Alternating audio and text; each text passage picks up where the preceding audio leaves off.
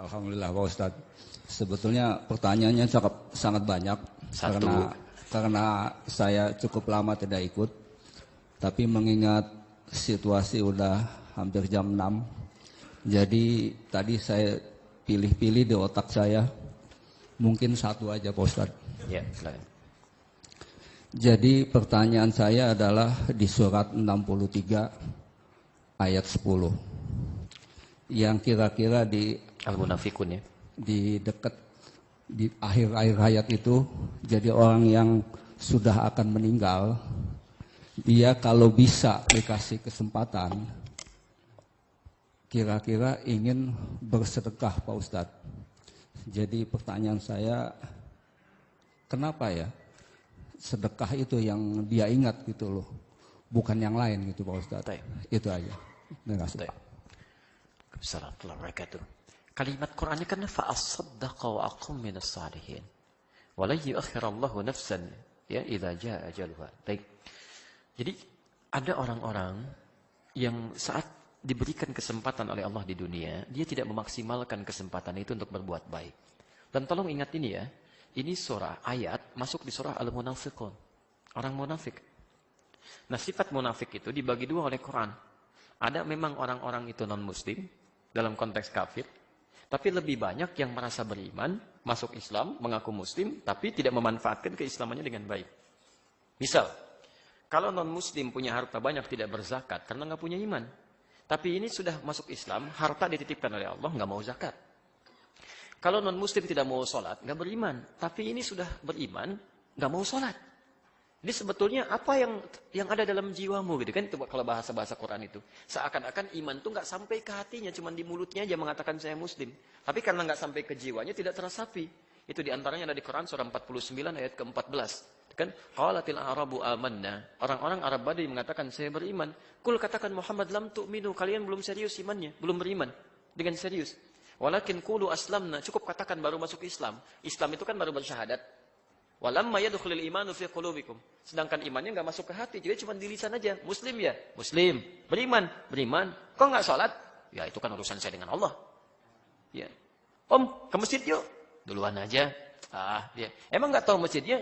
Enggak. Baik. Nggak mau masuk surga? Masjid aja nggak tahu, apalagi surga. Bisa gitu kan? Nah, ini ada orang-orang seperti itu tuh yang susah gitu kan? Padahal sudah beriman. Wa fi adhanihim waqra. Quran surah ke-6 ayat ke-25. Di telinganya ada sumbatan. Jadi kalau kayak konser, kayak macam-macam tuh gampang kedengarannya. Tapi suara azan yang di samping rumahnya nggak kedengaran Pak. Nggak kedengaran itu ya. Bahkan matanya terhalang. Saking sayangnya Allah, kalaupun telinganya nggak dengar, itu hidayah datang lewat penglihatan. Lihat orang sholat, lihat masjid, nggak bisa lihat. Ya, sampai hatinya nggak bisa mencerna. Turun Quran surah kedua ayat ke-7 itu, posisi paling kanan sebelah atas. Khatamallahu ala qulubihim wa ala sam'ihim wa ala absarihim ghishawah. Nah, sebagian orang itu orang-orang munafik, ayat ke-8-nya. Wa minan nasi may yaqulu amanna billahi wa bil yaumil akhir wa ma hum bimu'minin. Tahu dari mana orang munafik itu? Sifat munafiknya dan bahasa munafiknya. Quran surah keempat ayat 142. Posisi paling kanan di sebelah atas itu. Innal munafiqina yukhadi'una Allah wa huwa khadi'uhum wa idza qamu ila sholati qamu kusala. Jadi ada orang munafik juga, mohon maaf, yang dia itu bukan hanya dari kalangan kafir, tapi dari kalangan orang-orang yang mengaku beriman kepada Allah Subhanahu wa Ta'ala. Diberikan kesempatan dunia, tenaga nggak mau ibadah, dengan harta nggak mau sedekah dan sebagainya. Nah, apa yang terjadi? Ternyata orang-orang ini, apalagi kalau sifat munafik ini bukan cuma tidak mengerjakan ibadah, tapi juga menghambat orang lain untuk ibadah. Itu yang paling bahaya. Itu tingkat munafik tertinggi. Tingkat munafik tertinggi. Ya. Jadi kalau ada orang munafik mengaku muslim, tapi kemudian menghambat orang ibadah, dan bahkan mengingkari ayat Quran, bahkan minimal mengolok-oloknya, itu paling bahaya. Itu ada di Quran surah keempat ayat 140, posisi paling kiri sebelah bawah. Ada yang begitu. Hati-hati. وَقَدْ نَزَّلَ عَلَيْكُمْ فِي الْكِتَابِ أَنْ إِذَا سَمِعْتُمْ آيَاتِ اللَّهِ يُكْفَرُ بِهَا وَيُسْتَهْزَأُ بِهَا فَلَا تَقْعُدُوا مَعَهُمْ حَتَّى يَخُوضُوا فِي حَدِيثٍ غَيْرِهِ إِنَّكُمْ إِذًا مِثْلُهُمْ إِنَّ اللَّهَ جَامِعُ الْمُنَافِقِينَ وَالْكَافِرِينَ فِي جَهَنَّمَ جَمِيعًا.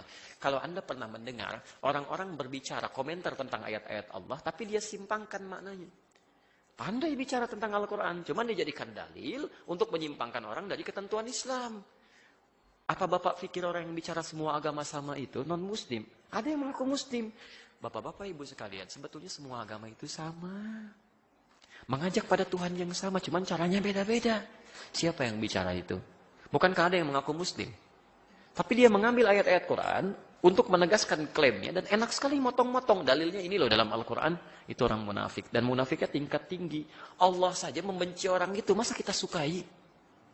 Allah saja menganggap dia bahaya, masa Anda jadikan teman? Kalau Allah saja tidak ridho pada orang itu, masa kita ridho? Itu yang berbahaya itu. Dan ini lebih berbahaya daripada orang musyrik. Karena orang musyrik itu bisa musyrik untuk dirinya. Tapi orang seperti ini bisa menghambat orang dapat hidayah. Begitu non-muslim mau masuk Islam, Pak, semua agama sama. Tuh, ya gak jadi masuk Islamnya. Ya. Ada orang kena penyakit homoseksual. Ya, lesbian misalnya kan. Dia mau tobat. Mau berbenah diri, mau sembuh. Aduh, itu tuh fitrah yang melekat pada diri Anda. Memang Anda itu diciptakan unik begitu. Gak apa-apa nikah aja dengan sesamanya. Gak apa-apa kok, itu bagian dari keunikan kehidupan. Ya, kambing aja beda jenis. Silahkan, pernah gak ada dengar kambing homo, sapi lesbi? Gak ada. Masa manusia yang punya akal bisa begitu? Tapi orang ini kemudian menghambat orang lain untuk menjadi lebih baik. Itu paling bahaya. Makanya Allah menyampaikan, orang ini kalau nggak tobat selama hidupnya, maaf ya, itu kalau nggak tobat, itu kata Allah langsung disampaikan, akan kami kumpulkan di neraka jahanam bersama orang kafir. Dan yang paling menarik, orang ini masuk neraka jahanam duluan dibanding orang kafir.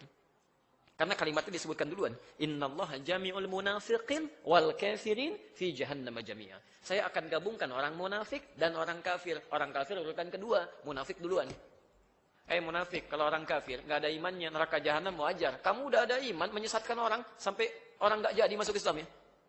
Masya Allah. Sampai orang-orang nggak mau tobat, gara-gara kamu nih. Kamu duluan ke neraka jahanam. Kamu duluan. Neraka jahanam nggak usah dilukiskan itu. Sebelum masuk ke dalamnya, itu apinya udah terasa.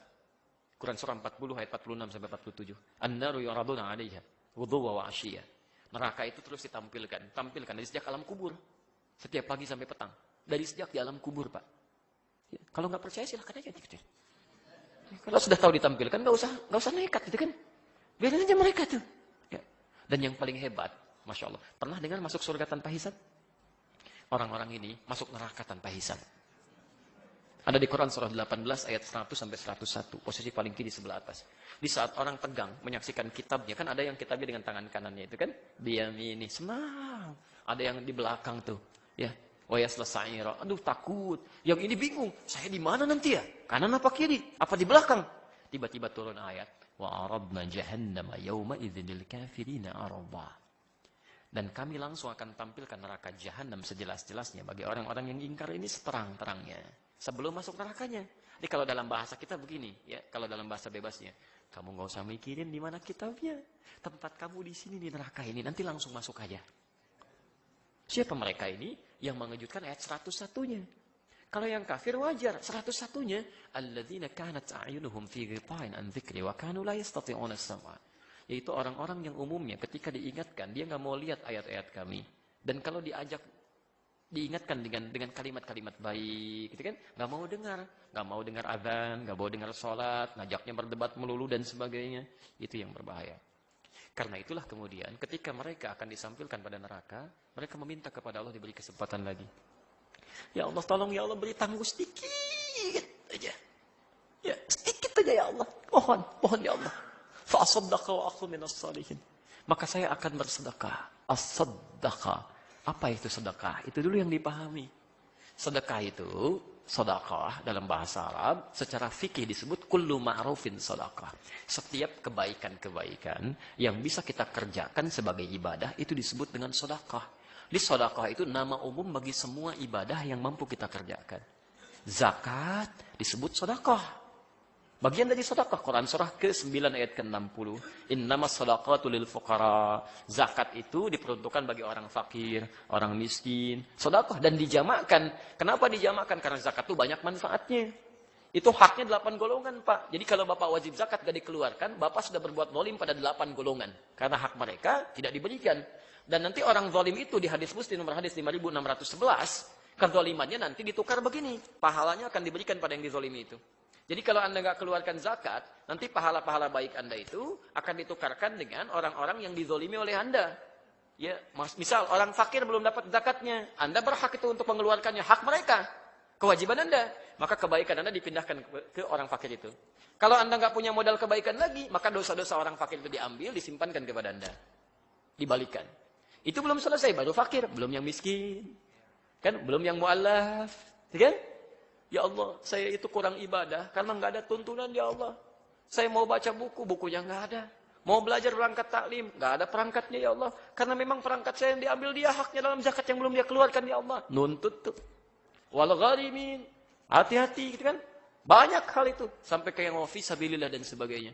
Orang-orang Rohingya pada teriak. Orang-orang Aleppo pada teriak. Ya Allah, keadaan kami begini, ya Allah.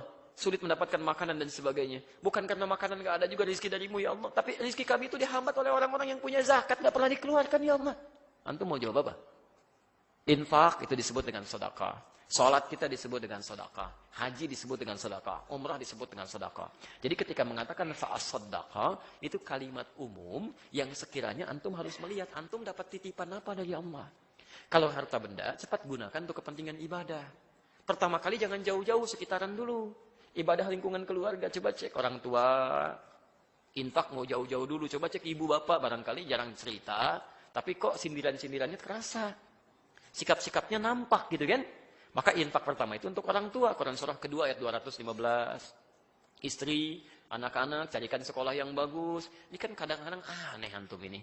Tetangga dipikirin, anak sendiri dibiarin. Ji, kemana kemarin? Di masjid nggak talim, saya tungguin. Tetangga disebut-sebut, anak sendiri nggak diajak.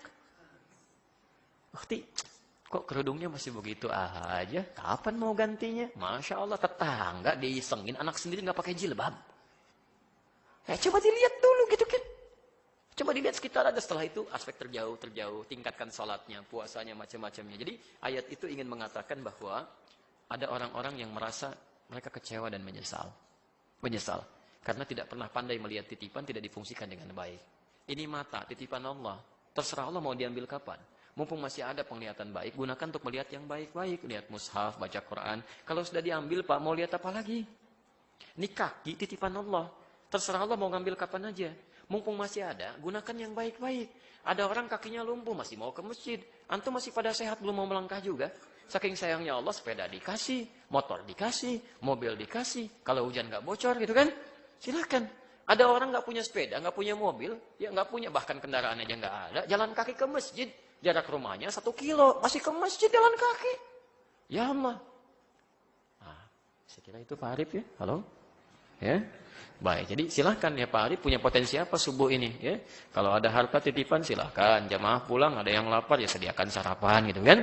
Kalau ada buku lebih ya silahkan infakkan. Ya, nah, itu ada potensi. Ya, fa'akum minas sholihin, dan supaya diberi kesempatan untuk mengerjakan amal soleh. Jelas ya? Baik, itu contoh saja. Ya, terserah Pak Arif mau dikerjakan atau tidak kan itu hal yang lain. Ya. Cukup ya? Baik. Supaya ada kesempatan sholat syuruk, jadi saya akhiri dulu untuk pertanyaan ini. Kita berjumpa di kesempatan berikutnya. Teman-teman sekalian, jika ada yang benar, itu petunjuk dari Allah dan Rasulnya sebagai gambaran untuk kita amalkan tanpa harus kita tunda. Tapi kalau ada kesalahan dari apa yang saya sampaikan, itu mutlak kesalahan saya pribadi. Tolong maafkan saya, dan tolong tinggalkan pendapat saya yang keliru. Langsung ambil saja pendapat Ustadz yang lebih baik, tanpa harus diperdebatkan dan buang-buang waktu dan tenaga kita. Jelas sampai sini? Baik. Subhanakallahumma wa bihamdika asyhadu an la ilaha illa anta astaghfiruka wa atubu ilaik. Wa akhiru da'wana alhamdulillahi rabbil alamin. Wal 'afwu minkum. Assalamualaikum.